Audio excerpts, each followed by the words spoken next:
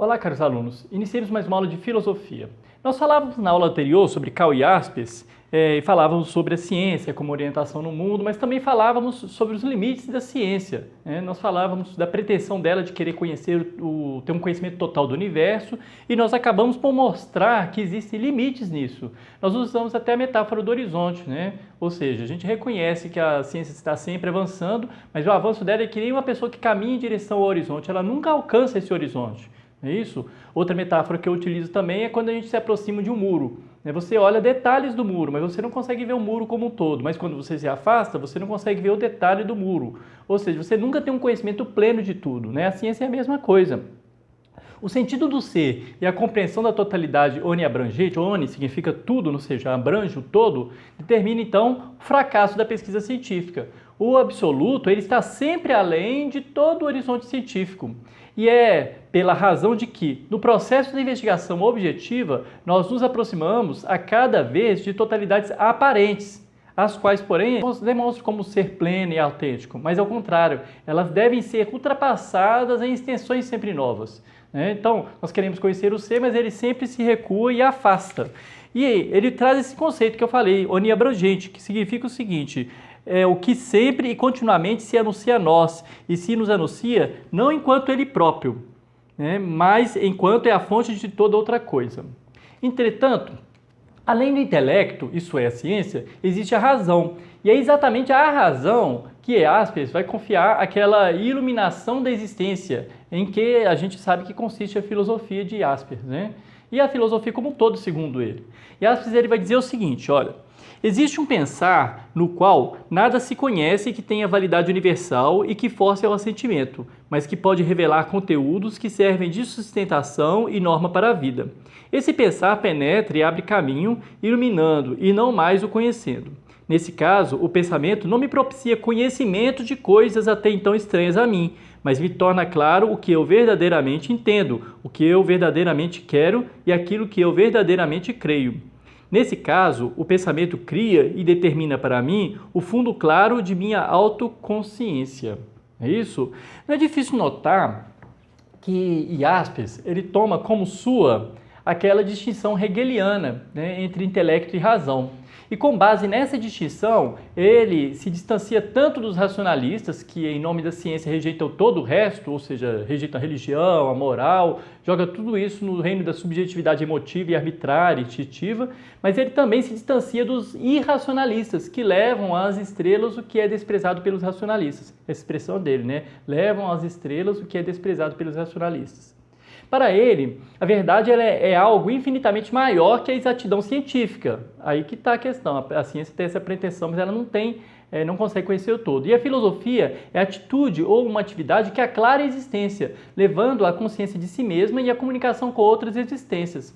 O homem pode ser estudado através da biologia, da psicologia, da sociologia, como um objeto do mundo. Mas esse estudo, segundo Jaspers, deixa sempre e sempre deixará a existência de fora. Ou seja, o homem pode ser estudado como uma coisa, mas não como existente.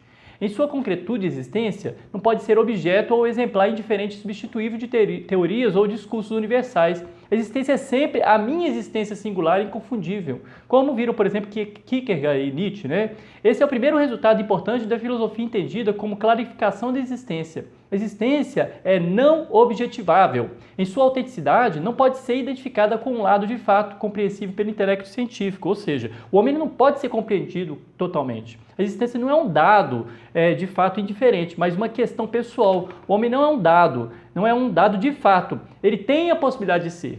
Mas o que o homem pode ser? A sua escolha ela está apenas no reconhecimento e na aceitação dessa possibilidade, na única possibilidade, que é a situação em que o homem se encontra. E Jaspers ele vai dizer o seguinte, olha: eu estou em uma situação histórica se me identifico com uma realidade e com sua tarefa imensa. Posso pertencer somente a um único povo, posso ter apenas esses genitores, não outros, posso amar somente uma mulher, Ou seja, mas eu posso trair, não posso? Mas se traio, tentando pertencer a outro povo, amando outra mulher, desconhecendo meus genitores, eu estou traindo a mim mesmo, segundo ele, já que sou minha situação. E essa realidade é intranscendível. Posso tornar-me apenas aquilo que sou, segundo ele. E a única escolha autêntica está na consciência e na aceitação da situação em que se está. A liberdade para ele não é um instrumento de alternativas, mas assemelha-se ao amor fati de Nietzsche. Ou seja, ele se distancia um pouco de Sartre nesse sentido, né? Porque Sartre vai falar que o homem é condenado a ser livre e entende como alternativa, né? Depois a gente vai falar sobre isso. A não objetividade da existência e sua historicidade são os dois primeiros resultados que levam à iluminação da existência. Isso mostra que existência e razão não são duas potências em luta, mas que cada qual existe em virtude uma da outra, e no ato de se compenetrarem, elas se conferem reciprocamente realidade e clareza. Mas as coisas não ficam por aí.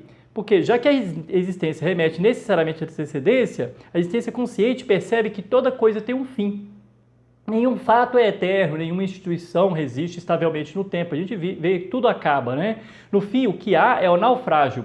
O naufrágio está à espreita, não só para as coisas, as instituições, mas também para tudo, que, em geral, é efetuado e alcançado com o pensamento. Diante da consciência do naufrágio do mundo e dos entes do mundo, afirma-se a evidência de que estes podem ser como sinais da transcendência. Não nos dão a conhecer a transcendência, né? Ou seja, você não conhece a transcendência, tem sinais dela, já que essa não é cognoscível como os entes do mundo. Porém, eles nos remetem a ela como ao outro, ele vai usar essa expressão, outro, né? Do qual são portadores. Então, nós temos cifras que são esse outro da transcendência. Nesse sentido, pela existência aclarada da razão, o mundo e os entes do mundo, eles constituem uma linguagem cifrada da transcendência. A transcendência, porém, ela se revela principalmente nas chamadas situações limite. É uma expressão que limite indica exatamente aquilo que transcende a existência. Estou sempre numa situação e não posso viver sem lutar e sem ter dor. Estou destinado à morte. Essas situações são imutáveis, definitivas, irredutíveis e não transformáveis. São como um muro contra o qual a gente se choca fatalmente. A única coisa que a gente pode fazer é clarificar essa situação. E na clarificação, vemos que em tais situações, o verdadeiro eu, aquele que verdadeiramente quer ser ele mesmo, não pode sustentar-se por si só. A existência leva ao naufrágio. E, quando o eu malogra-se em seu querer bastar-se a si mesmo, pode-se dizer que está pronto para a transcendência, ou seja, exatamente na situação limite que o homem alcança a transcendência. É na situação limite que, diante do naufrágio da existência, nós reconhecemos os sinais do outro diante de nós, o outro, transcendência. E Jaspers vai dizer que nós não somos nós mesmos sem a transcendência. Mas a transcendência, precisamente, ela é entrevista, mas não conhecida, como eu disse. Ela não é cognoscível. Ela transcende as normas do discurso científico. Fala uma linguagem diferente da ciência. Usando uma metáfora moderna, por exemplo, transcendência é a luz no fim do túnel, não é isso? Ele vai usar uma metáfora parecida, ele vai falar, a última questão é de saber se o fundo das trevas um ser pode brilhar, não é isso? A transcendência é inatingível para o conhecimento científico e, no entanto, ela se revela nos sinais das situações limites e do naufrágio da existência. Mas essa linguagem cifrada, ela deve ser lida, e é lida na intimidade da própria existência. Por isso, enquanto a verdade científica ela é objetiva e anônima, a verdade filosófica ela é existencial e singular. Deus é sempre o meu Deus. Eu não tenho em comum com outros homens, isso que ele vai dizer. Mas se a verdade filosófica tem as suas raízes no profundo da existência singular, como que a gente pode transmiti-la aos outros e com quais razões a gente pode selecioná-la para ser aceita? Para Jaspers, a verdade, isso é, a transcendência, ela é buscada por todas as filosofias, mas jamais é posse exclusiva de um ponto de vista. Naturalmente, a verdade ela está ligada à existência singular e por isso ela é única. Eu sou a minha verdade. E se a verdade é única, ela também é múltipla, porque existem várias verdades. A existência individual existe juntamente com outras existências, cada qual com sua própria verdade.